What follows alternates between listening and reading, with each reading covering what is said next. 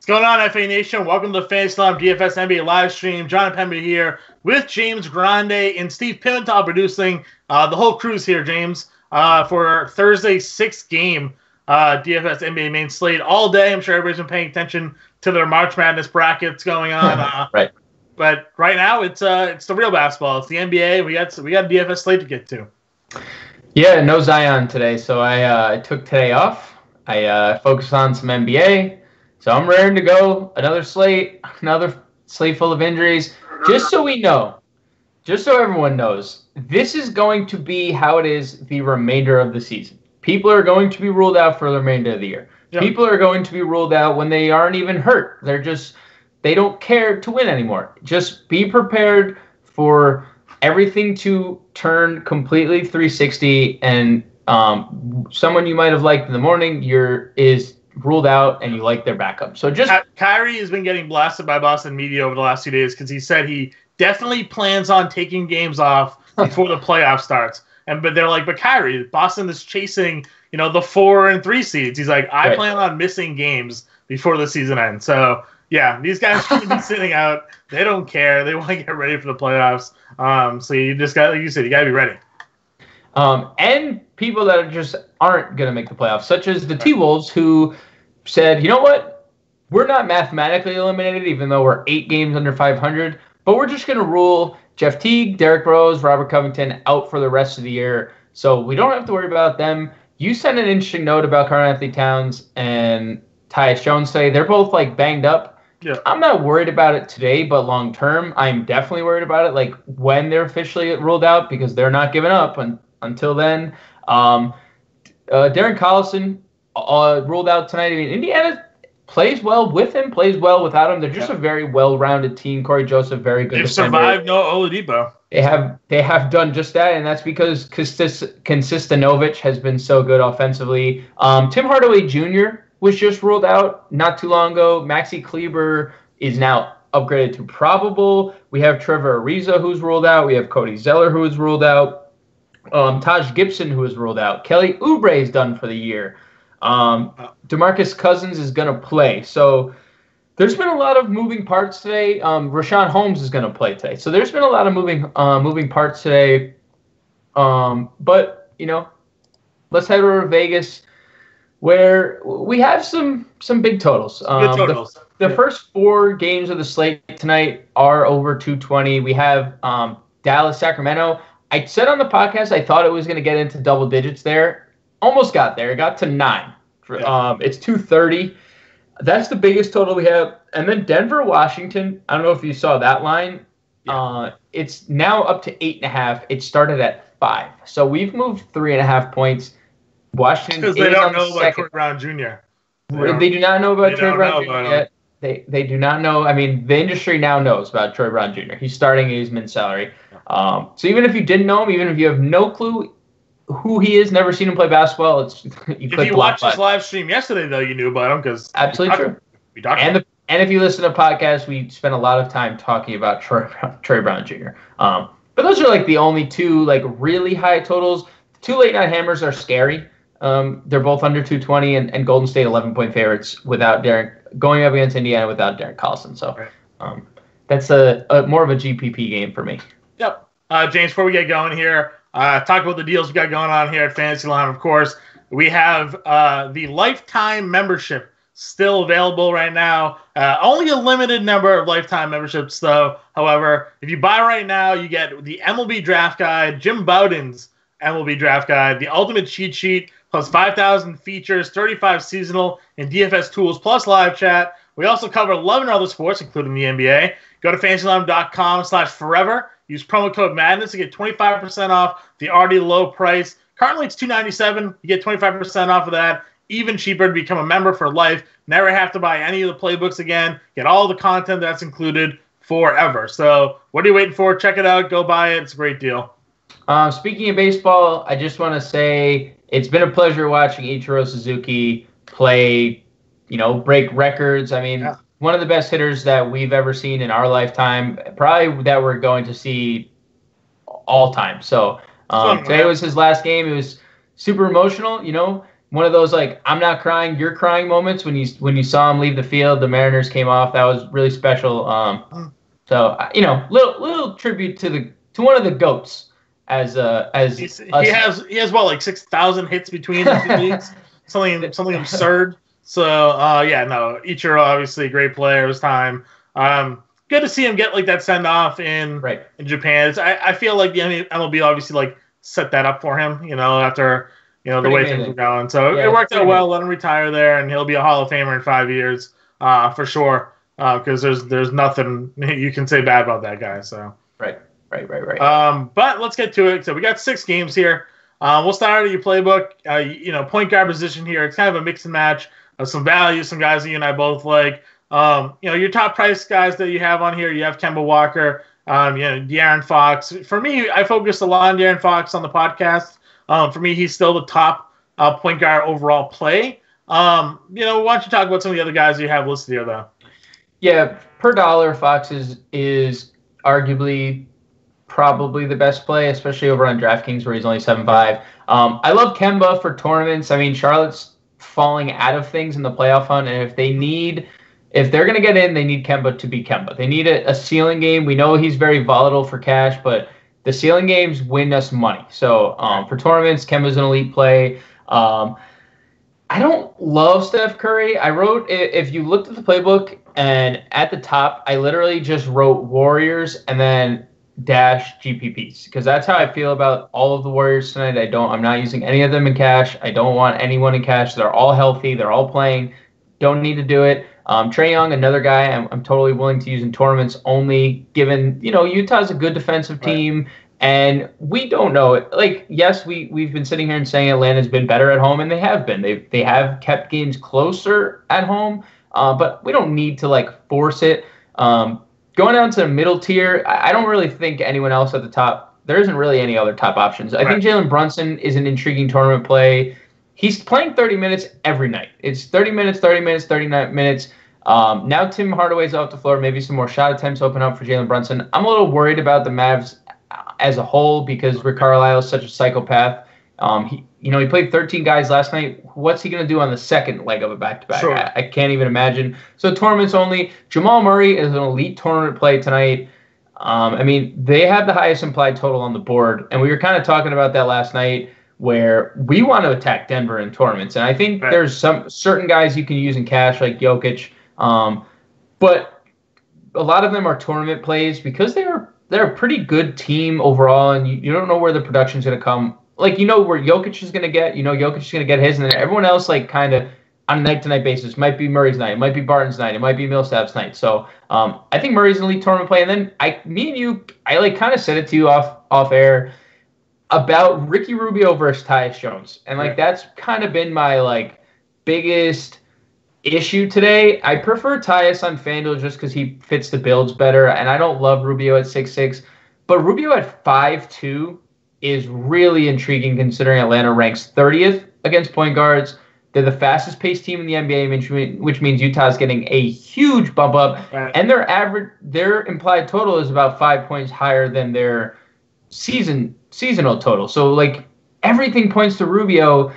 But if this game blows out, and I asked you, I said, if you had $1 million to bet on which game stays close, would it be the Minnesota-Charlotte game or Utah-Atlanta? And you said Charlotte-Minnesota, which I believe too, and that kind of feels, and that's why I lean Tyus in cash and Rubio in tournaments. But I think Rubio's a pivot in cash off Tyus as well. Yeah, I just like the upside of facing Atlanta. Right.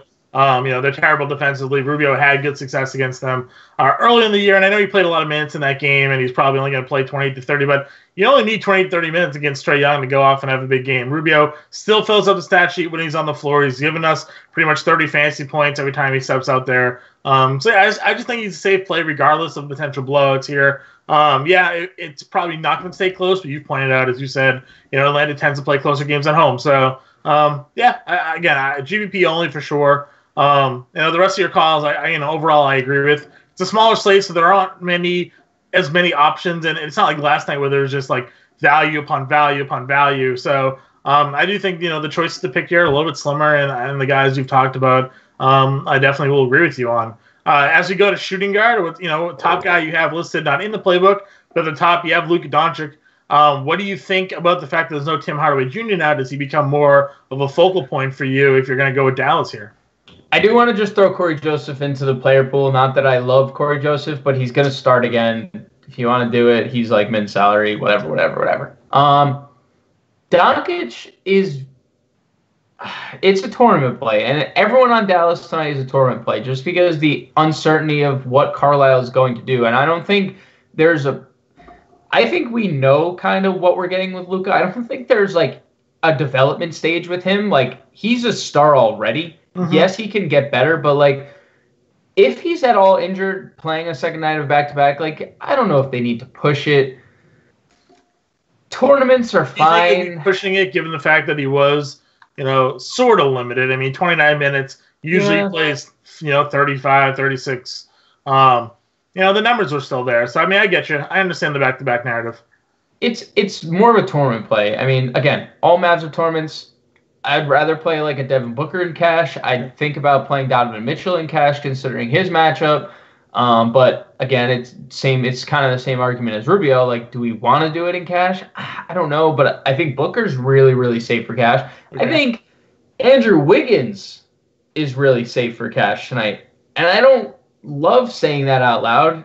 And I don't even want to say it again, but we saw it the other night with all these guys out, and now there's no Taj, which, could a few more rebounds here and there. Maybe they all go to Towns. Maybe they go to Wiggins again, but we've always waited for the peripherals for Wiggins. 8 rebounds, 6 assists last game. I mean, he's really cheap across the industry too, so I think Wiggins is another guy I'd use in cash. Yeah, another guy you and I are focusing on a lot here, Jeremy Lamb. Yep. Strong off the bench for Charlotte right now. Playing really well, again, of late, even so, 29 minutes against Philadelphia, went for 46 fantasy points. Last 3 games, 36, 34, 46. So the price tag's jumped up on him. But, I mean, the man is really playing some of the best basketball we've seen from him in a long time right now, really filling in well off the bench. Yeah, and, like, last night you said, like, holy crap, Jeremy Lamb, 7K. And then you said it again today, but, like, he's been worth it the last 3 games. He's been 35 fantasy points or more. It's a tournament play only because it's Jeremy Lamb and there's extreme volatility in Jeremy Lamb. Sometimes we might just get 15 actual points and then like literally nothing else. So there's obviously volatility with him, but I do think he's a very good tournament play. I suspect Wiggins is a little popular tonight. He's been pretty popular when these guys have been out in the past. Lamb's definitely a nice pivot off of Andrew Wiggins. What other shooting guards are you targeting? Any value guys you should know about? Value. Josh Okogie would be my value guy. Last 2 games, there's been a path for him. 30 plus minutes, and he's gotten 19 and 21 actual points. Do I think he's like a lock and load value play? No, because there's really good value at a position that we're going to get to next. Sure. But I don't think he's something that we should just write off. I mean, he was drafted by them, and he's gone for 33 and 34 fantasy points. They're looking to develop the guy. Charlotte's an exploitable team. There's no reason not to like Okogie. We didn't mention Bradley Beal, but, I mean, his price went down on DraftKings, and yes, the matchup is tougher, but the last 2 back-to-backs, Bradley Beal has gone for 60-plus fantasy points. And I'm not saying he's going to go for 60 again tonight, but if the trend continues, hey, don't say I didn't tell you so. So I think Bradley Beal can be, even though it's 8.5, I think he still can be used in all formats. Like you said, it's at home, so hopefully this game can remain close. Yeah. All right. Anybody else? You want to move to small forward here? Gary Harris is another value play that we could throw in there. He's playing like 30 minutes. 3 of his last 4, he's been over 20 fantasy points. I believe he's small forward on FanDuel, which is wrong, but it is what it is. Like, how is Will Barton and Gary Harris both small forward? They haven't really touched anything over on FanDuel despite my pleas to adjust, the position roles that some of these guys playing. they don't care. Season's almost over. They'll fix it probably next year, and then we'll have to go a whole year with guys not in the correct position. But you talked about some value there. Let's just talk about the chalk play of the night over at small forwards, Troy Brown Jr. Again, we mentioned him at the start off the show. I brought him up briefly yesterday as a guy that someone should be worth watching. And then Ariza goes out, gets hurt. He comes off the bench, plays 30 minutes, almost gets a double-double. This is a guy that, last time he only took 5 shots in 30 minutes.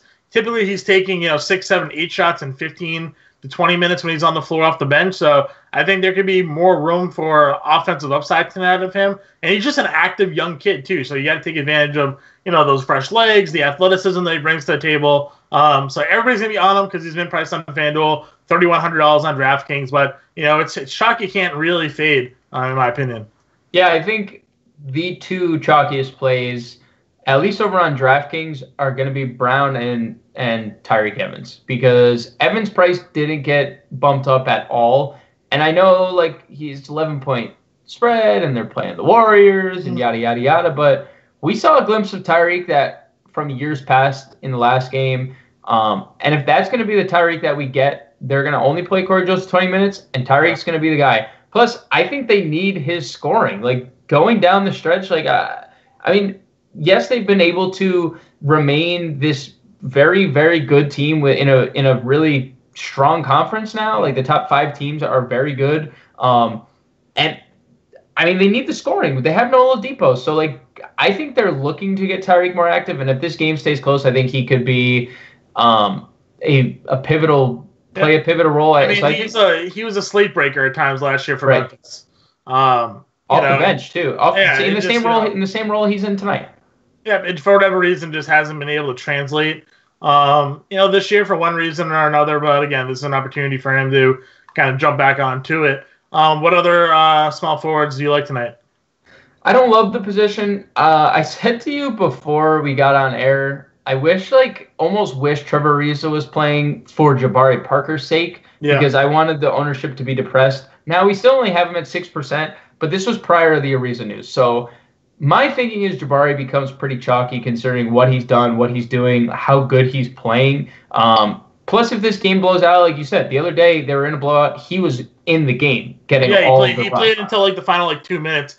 Now, I don't know if that would necessarily happen tonight because Ariza's out. They may be relying on him for more minutes, and maybe they'll go in a different direction and they'll leave Troy Brown out there for longer. Right. And maybe so. But it was funny to see in the scrubs that he was out there with Chasing Randall, Jordan McRae. I didn't even know was still in the league. Yamahini actually got some run, and it was Jabari Sam Decker and Sam Decker. And then it was Jabari Parker. I was like, what's going on? But yeah, and I've said this on the podcast and probably in the live stream too. It seems like only myself and then you the other night were playing Jabari Parker despite the run he was on. Everybody was just ignoring the fact that he was putting up 35 plus fantasy points for a week. I'm expecting much higher ownership on him tonight, but I don't think that makes him a bad play. So no, it wasn't ever saying a bad play, but just so we can, us and FA Nation can keep him a secret, because even though like you said, he's going for 35 every night, nobody was playing him. Somebody was missing something, and now with Ariza, he's just brought into the spotlight more. So I was just wishful thinking, but it also opens up the Brown value. So I'm not mad about it. Will Barton, another tournament play. He's been good offensively, 17 and 20 actual points in his last 2 games. That's encouraging because this is a guy we've seen kind of break slates in the past. It's a GPP play only, but he can break slates. And I think Jay Crowder is a pretty solid play. I don't know how they do, how they use Derek Favors on a back-to-back. I was looking at Derek Favors' minutes, and he doesn't take big hits on second legs of back-to-backs. But Crowder he's coming off that hamstring, so maybe they rest him a little bit. Right, and that's kind of what I mentioned in Crowder's write-up, because it's not only that his knees are bad, now there's another injury involved. Right. This game really necessary for Favors? You have guys like Crowder, you have Kyle Korver who can play backup. You have Royce O'Neal who can back it up. So I just think that this might be a Jay Crowder 30-minute game, and that's why. And I have, again, if you were wondering, Kevin Durant, why didn't you mention him? Again, Warriors, go to the top of the playbook. Yep. Warriors - GPPs. Boom, that's where your Kevin Durant exposure is. It's written up there. So no, I agree with you. It's. I wish it wasn't that way because any one of those Warriors are going to go off, and you just you got to figure out which one it's going to be. Over at power forward, we kind of maybe theorized that Andre Drummond would get ruled out, and that would put a lot of value up on Blake. $7,800, $8,400, very cheap. The matchup for him is very good. I just worry, the fact that we haven't seen a peak performance out of him in a while now, and Drummond's just been dominating. So as long as Drummond's in the lineup, I'm not sure I can really go there. But I know you mentioned, elite matchup for him. Does Drummond being in the lineup tonight bother you with Blake?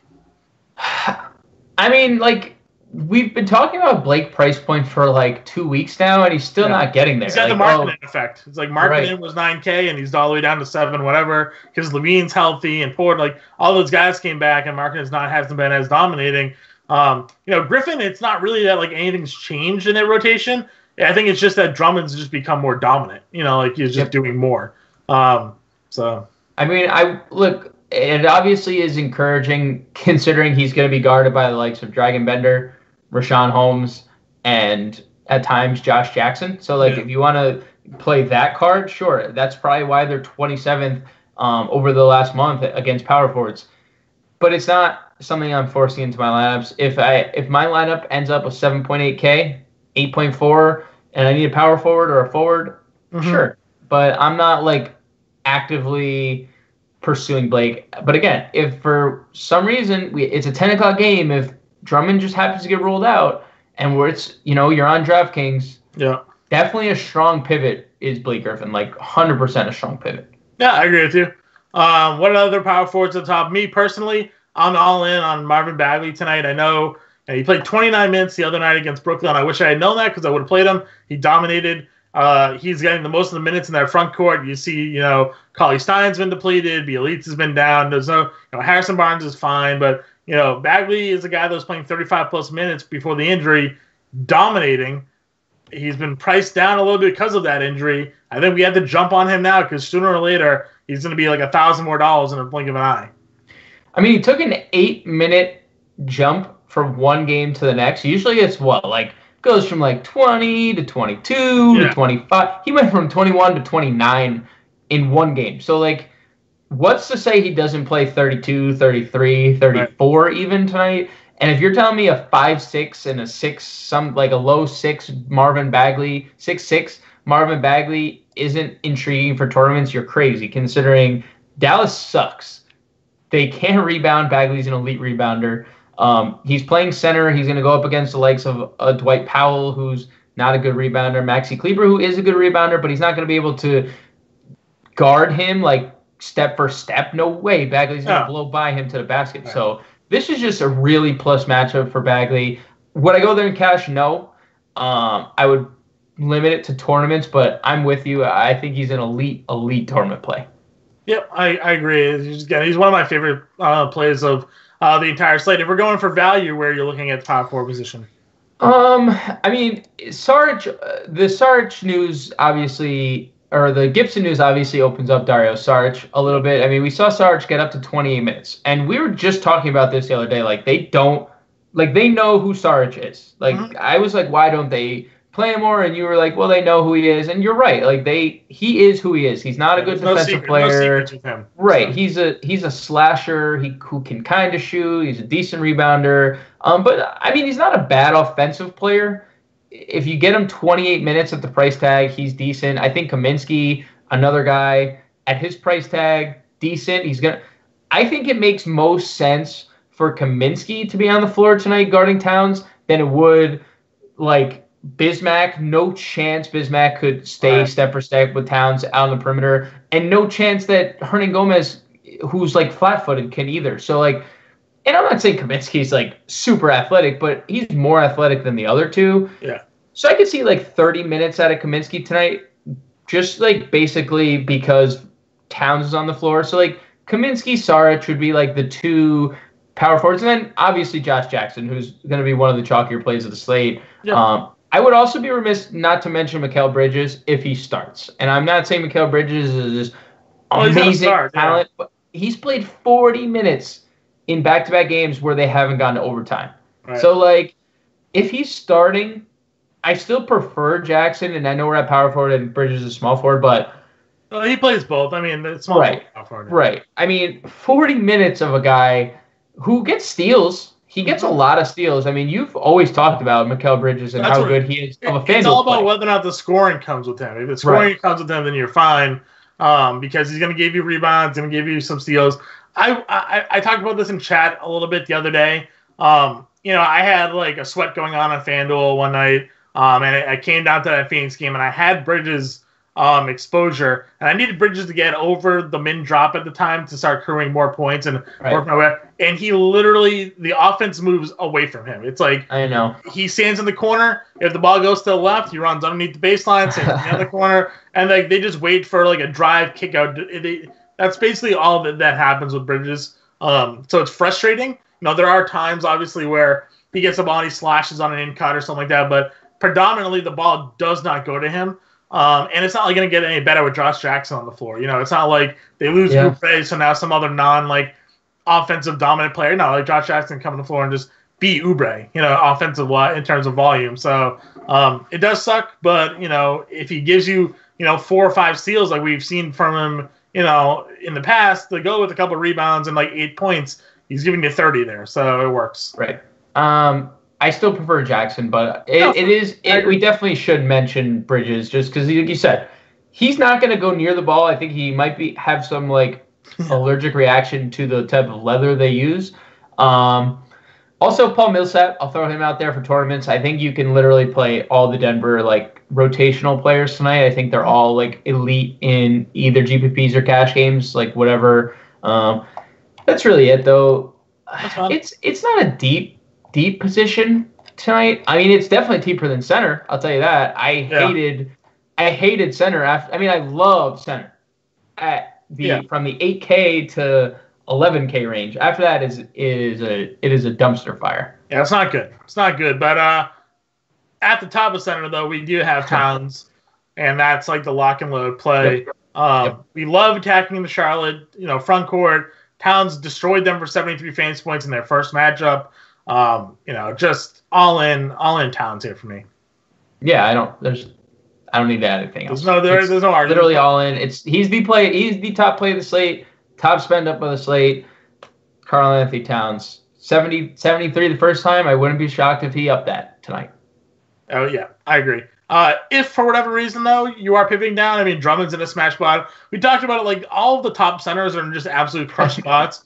It's all about like roster builds, and while we think Towns is the highest ceiling, like Drummond against Phoenix, great spot. Jokic against Washington, great spot. Gobert against Atlanta, great spot. I mean, it all really depends on your dealer's choice of, how creative you want to get with your lineups. Like if you do think that, Phoenix and Detroit will stay close, then Drummond's probably going to get 60, right? Like he's going to do what he did against Cleveland. He's going to do what he's done against the Lakers. Like 50 to 60 fantasy points is probably like a lock for Drummond, I think, in this matchup. It just, I don't know, because of it, he doesn't like dominate the offensive ball as much like Towns does, where he's going to have that upside. But again, great spot for him. We know the triple-double upside there for Jokic. And you talked about Gobert and what he did to Atlanta in like half a game. So, just all great spots. I think if you were forcing me to rank Thomas them, Bryant is starting tonight, by the way. Well, there's your value at center. That's very convenient. And is he starting over Bobby Portis, or is Bobby Portis starting at Bobby power forward? Portis is starting at power forward, so they're bringing Green and Porter off the bench tonight. You mean Jeff Green and Parker. Jeff Green and Parker off the bench. I was going to say that. Yeah. I mean, it makes sense. And that's your value center now, clearly, Thomas Bryant. The issue is, like, let's say you're playing on FanDuel.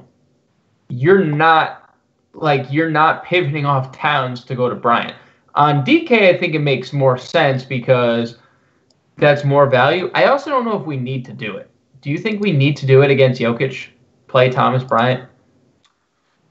Not at the position because we want to pay up for center, but I mean, like, if you are game stacking, then if you're game stacking, right? But maybe if you're game stacking, if you're game stacking that game, you're probably playing Jokic. So, but on DraftKings, you can play both. Like on DK, you can play Bryant and Jokic. And it's another, like, I don't want to pivot off of Towns or Jokic or Drummond or Gobert. I don't. And I even said it, like, I put Ayton on the top. I put Len at the top. And Thomas Bryant is obviously now the value at center because he's, like, the only, like, viable starting. They're starting both of their centers, right? Like, they're starting Portis and they're starting Bryant next to each other. So, like, I mean, unless now Mahinmi becomes like a bench option. Not that we're suggesting playing him, but I'm trying to figure out how that rotation works. Right. Like, you think Brian comes off the floor? One's going to come off early. Yeah. For Jabari probably. Yeah. So my suspicion would be, after seeing Portis play 38 minutes last night, I don't know if they are sticking with Portis playing that many minutes, but Bryant plays the first 5, comes off, Portis shifts to center. And then they swap Portis for Bryant. I don't know. Either way, I'm gonna see if Bryant has faced Denver already this year. Maybe that matchup has happened. It has not. They have not played against each other. So interesting. It's just interesting to see that's the way they went. So we'll have to monitor. Or I guess again, I'm not saying play Bryant, but he's done well when he's played a lot of minutes this year. So it's at least intriguing. It's not that it's not intriguing either, and I agree with you. I'm just having a hard time not playing the top guys. Like, imagine being without one of those 4 guys. You know what I'm saying? Mm-hmm. Like, they all have potential to go for 60. And sure, Thomas Bryant did do that once this year. Granted, it was like a double overtime game where he went 14 of 14 from the floor. Yeah. But we have the 2 best 4 of the top 7 or 8 plays on the entire slate at center. So I don't know. If you're punting center, Thomas Bryant's the play. If you're not, you spend up and you move on, and you don't need to worry about Thomas Bryant against Nikola Jokic. Pretty much. Any final thoughts here? No. Pit lineups are out, and I'm gonna make pivots now. I just wanted to get the lineups out, and then pivots come out after the live stream in case anything went down. Major happened. Yeah, just in case something went down. All right. That's it. We'll talk to you all later. Guess your questions in subscriber chat. We'll answer them. And good luck, everybody. Later, guys.